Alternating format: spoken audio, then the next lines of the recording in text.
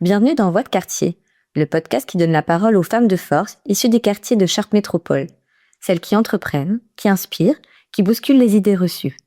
Des parcours de vie, des idées qui germent, des projets qui prennent forme, portés par des femmes que vous allez adorer découvrir. Bonjour Gaëlle, merci d'être avec nous aujourd'hui. On va découvrir ton parcours, tes projets, tes idées et ce qui t'anime. Est-ce que tu peux te présenter en quelques mots ? Bonjour Coralie, merci beaucoup de m'accueillir sur ce podcast. Je suis très flattée, très contente, très honorée. Alors, me présenter en quelques mots. Je suis une femme déjà, même si longtemps je me suis posé la question. Ça fait partie de quelque chose que j'ai écrit, La fabrique d'une fille, où je raconte comment je me suis construite ou comment on m'a construite ou comment la société m'a construite. Je réfléchis un peu à cela dans mon genre féminin. J'ai une fille qui s'appelle Astrée, voilà. Et puis, j'ai été 15 ans enseignante, professeure de français sur Chartres, dans différents établissements en Eure-et-Loir. Et puis, je suis aussi autrice, donc comme vous l'avez compris.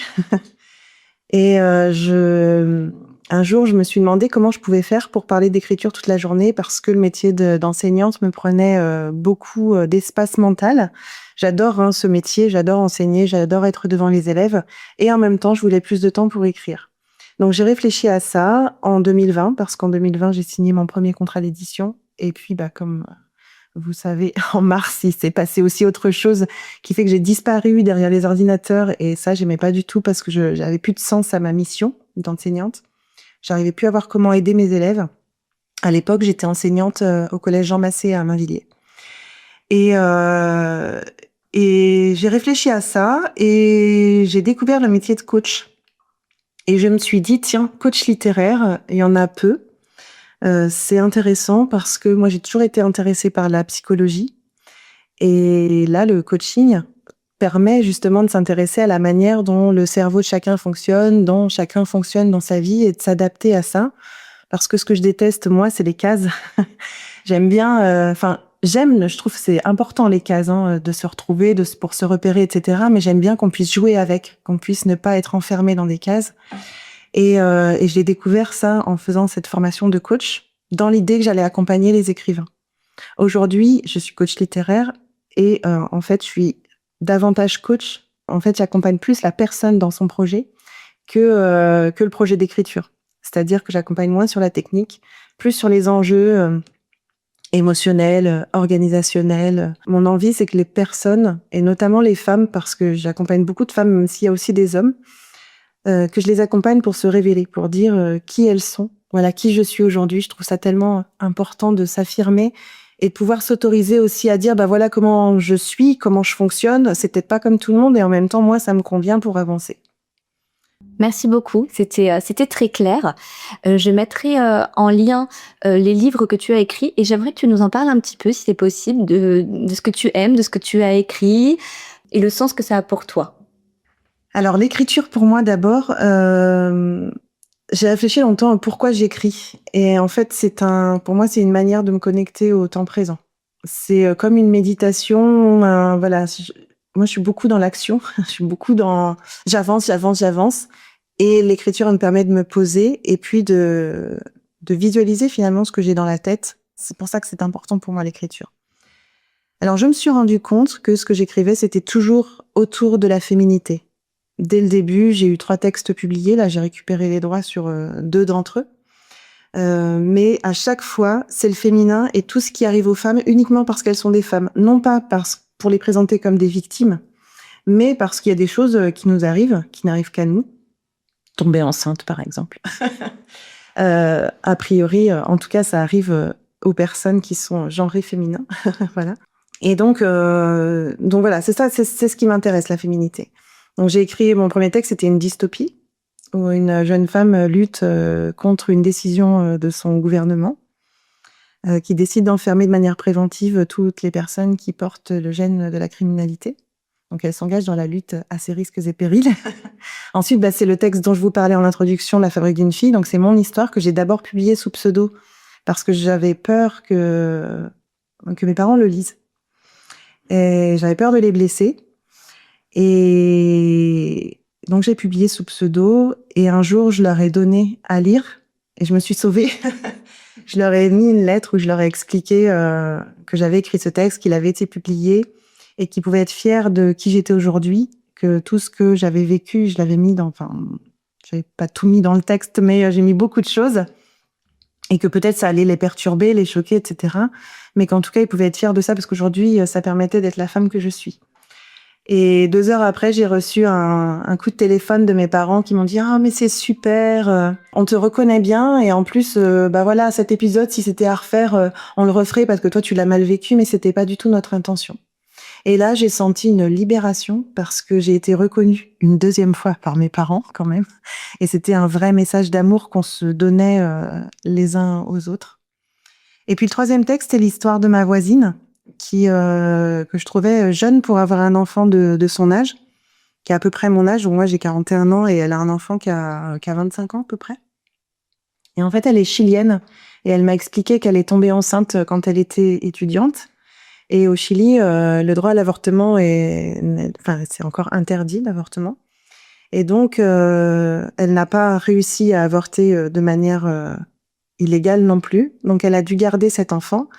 Et ce qui m'intéresse, c'est de savoir comment on fait quand on devient mère alors qu'on ne l'a pas souhaité. Et voilà, tout tourne autour de ça, sans jugement, juste à explorer cette histoire-là. Voilà.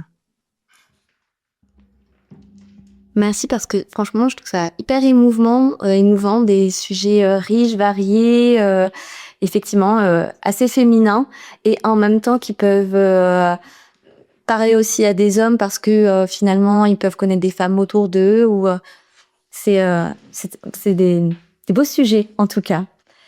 Forte de toutes ces expériences et t'as voulu transmettre et c'est comme ça que t'es devenue coach littéraire. Mais je comprends aussi parce que pour toi ça a été une vraie révélation aussi libérateur et donc t'as eu envie de faire profiter dans un élan aussi de générosité, de transmission comme ton métier.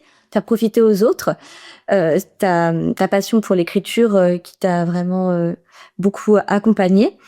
Et du coup, est-ce qu'il y a d'autres choses, en fait, d'autres personnes qui t'ont vraiment donné envie de te lancer dans l'aventure, plutôt du coaching et donc de faire le pas entre le métier de prof de français et le métier de coach? Aujourd'hui, tu es exclusivement coach littéraire. Est-ce qu'il y a, voilà, mis à part du coup l'épisode du Covid qui t'a permis de travailler aussi, est-ce qu'il y a quelque chose d'autre qui t'a poussé vers ce chemin pour mettre en pause ton métier? L'insouciance, ça c'est une ressource interne. C'est-à-dire qu'effectivement, je me lance souvent dans des projets avec insouciance sans savoir ce qui va m'arriver et vaut mieux parce que sinon, on ne se lance pas forcément. Après tu me parlais, plutôt de personnes qui m'ont accompagnée. Alors, en fait, là, j'ai envie de parler de mon père parce que tout mon parcours professionnel, il est lié à mon père, qu'il le veuille ou non. Il y est pour rien, le pauvre, mais c'est comme ça. Mon père est d'un grand dyslexique traumatisé par l'école. Donc c'est pour ça que je suis devenue prof, ça je l'ai compris après, pour guérir ce que l'école lui avait fait. Donc j'ai toujours été sensible en fait au handicap, etc., aux élèves qui étaient un peu décalés en fait par rapport au système. Ça c'est une première chose. Et j'ai décidé de devenir coach le mois où il a pris sa retraite. Donc il n'y est pour rien, encore une fois, mais le fait est que ça se suit. Et lui, il est entrepreneur.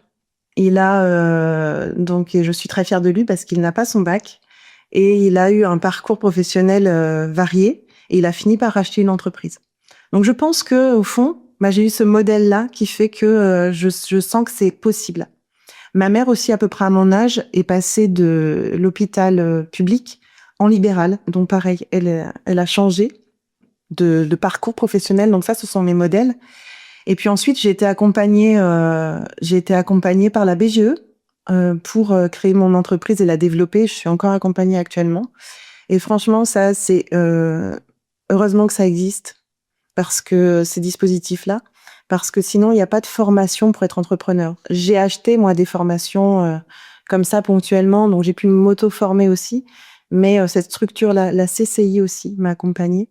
Et ces 2 structures, elles permettent vraiment de poser les bases en fait de notre entreprise et puis de se développer. Et après, moi je suis entrepreneur à temps plein depuis le mois de septembre 2024 et j'ai découvert un nouveau Chartres parce que je connaissais le Chartres des enseignants. Maintenant, je connais le Chartres des entrepreneurs et des associations et des entreprises un peu mieux. Et toutes ces personnes-là que j'ai découvertes m'ont accompagnée à leur façon. Voilà, que ce soit en amitié ou en conseil ou je sais pas, en sourire. Voilà. Je sais que tu habites dans un quartier prioritaire et ici, du coup, le podcast s'appelle Voix de quartier. Et tu as une vision très jolie, je trouve, des quartiers prioritaires. Est-ce que tu peux me donner ta vision, en fait, et nous dire où est-ce que tu habites, si tu le veux bien? Oui. Alors, j'habite à Lucé. Donc, j'habite le quartier des Flandres. Depuis, ça fait 1 an là que j'habite ce quartier-là. Avant, j'habitais Mainvilliers. Et quand je suis arrivée à Chartres, j'habitais juste à côté du collège Jean Massé, donc également dans un HLM. Et ce que j'expliquais une autre fois, c'est qu'effectivement, les quartiers prioritaires ont été un lieu d'accueil pour moi parce que je connaissais pas du tout en fait ces quartiers-là. J'y ai jamais habité. Moi, je viens d'un milieu très rural. Et oui, ça a été presque des quartiers d'accueil vraiment. Et j'enseignais en plus juste à ces élèves-là qui habitaient dans le même quartier que moi. Et c'était une richesse exceptionnelle de découvrir toutes ces différentes cultures, ces façons de voir le monde, ces façons de s'adresser aux gens, qui sont complètement différentes en fait de ce que j'avais connu jusqu'ici. Et je suis très reconnaissante en fait à ces quartiers-là où je me suis toujours sentie bien. Et oui, où il y a toujours eu des échanges riches, voilà. C'est assez joli, le quartier populaire bienveillant, d'échange et d'accueil. C'est une belle image que tu renvoies, je trouve. J'aurais voulu qu'on échange un petit peu aussi sur les difficultés que tu as rencontrées, parce qu'effectivement, quand on se lance dans l'entrepreneuriat, c'est jamais très simple. Et est-ce que tu peux nous faire un petit peu part de ce que tu as rencontré sur ton chemin? Les épreuves. Alors, plein en fait, c'est à la fois des épreuves et en même temps des défis, parce que j'ai eu tout à apprendre. Je connaissais absolument pas ce milieu-là. Donc, toutes les casquettes de l'entrepreneuriat, j'apprends toujours d'ailleurs. Ça, moi, j'adore. Les difficultés, en fait, elles se sont mêlées à des difficultés personnelles parce que je me suis lancée à temps plein dans l'entrepreneuriat. En même temps, quelques mois avant, je me séparais de mon conjoint. Si bien que les montagnes russes émotionnelles étaient présentes et étaient liées. Et une des difficultés, je trouve, de l'entrepreneuriat, c'est que on entend souvent, si t'as pas le bon état d'esprit, si t'es pas dans le bon mindset, les clients ne vont pas venir. C'est super dur quand tu vas mal. C'est très dur. Et de se dire, mais il faut que j'aille bien. Et ça, c'est assez compliqué. Parce qu'effectivement, c'est des hauts et des bas. Maintenant, ça fait presque 1 an que je suis à temps plein sur mon entreprise. Et quand je suis en phase de bas, je me dis 2 choses. Ça va remonter. Deuxième chose, je suis en phase de transition. S'il y a une phase de bas, c'est que je suis en train de reposer certaines choses, en fait, que mon esprit a besoin de faire le point sur là où j'en suis. Voilà. En tout cas, oui, c'est les difficultés qui me viennent essentielles, en fait. Parce que j'avais la chance, moi, je me suis lancée dans l'entrepreneuriat avec une certaine sécurité. Je me lance tête baissée, mais j'ai un filet toujours.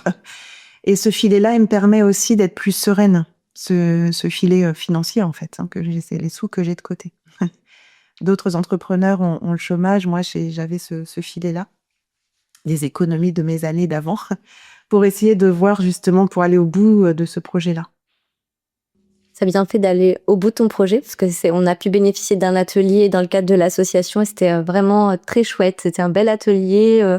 On a eu beaucoup de retours positifs, donc j'invite toutes celles et tous ceux qui le souhaitent à te contacter, en fait, même si c'est pas pour l'écriture d'un livre, parce que en fait, comme tu l'expliquais bien, tu n'aides pas forcément des auteurs qui veulent être édités. Tu aides aussi des personnes qui veulent poser des mots sur leurs mots parfois, ou juste écrire pour trouver une sérénité ou pour comprendre ce qui leur arrive. C'est bien dans ce sens-là.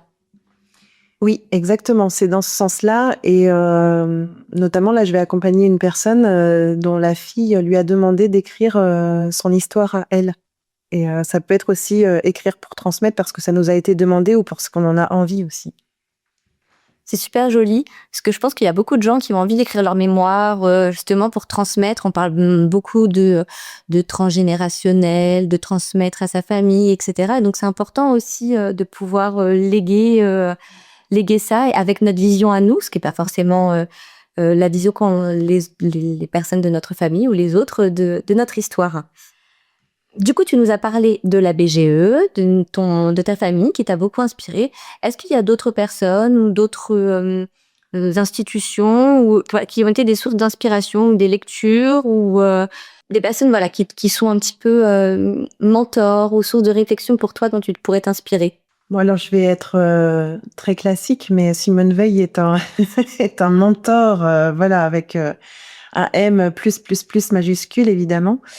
Ce qui m'a,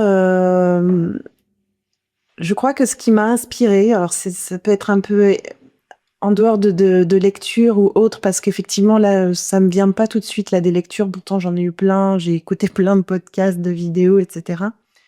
Ce qui me vient, c'est aussi mon métier d'avant. Et ça me fait penser, en fait, en te regardant, je me dis, par exemple, ton projet là de semaine femme de quartier, femme de force, m'a permis de reconnecter à quelque chose de très important. C'est justement cet engagement, cette idée de l'engagement et comment je peux être utile aussi aux gens que j'accompagne. Et ça s'est passé exactement au moment où finalement on s'est contactés toutes les deux. Donc voilà. Donc ces univers a été inspirant pour moi. Merci beaucoup, ça me fait trop plaisir. Merci. Et maintenant, c'est l'heure de la question qu'on pose à chaque invité, donc la petite question signature du podcast. Si tu pouvais glisser un mot à la petite fille que tu étais, qu'est-ce que tu lui dirais aujourd'hui? C'est pas du tout préparé, donc alors attends, je réfléchis 2 secondes. C'est une question qui m'émeut beaucoup. Je lui dirais continue à être curieuse et continue à rêver, c'est-à-dire je rêvais d'être écrivaine et continue à jouer, à t'amuser et à regarder le monde avec ton regard étrange qui ne veut pas de cases, par exemple. C'est super joli comme message. Merci Gaëlle pour ce moment partagé, pour ton échange. Merci à tous d'avoir écouté Voix de quartier. Si cet épisode vous a plu, vous pouvez laisser une note, un commentaire ou partager autour de vous, à vos amis, vos sœurs, vos collègues. C'est grâce à vous que ces voix portent plus loin. Rendez-vous dans le prochain épisode pour découvrir une autre femme de force, une autre voix, un autre visage de nos quartiers.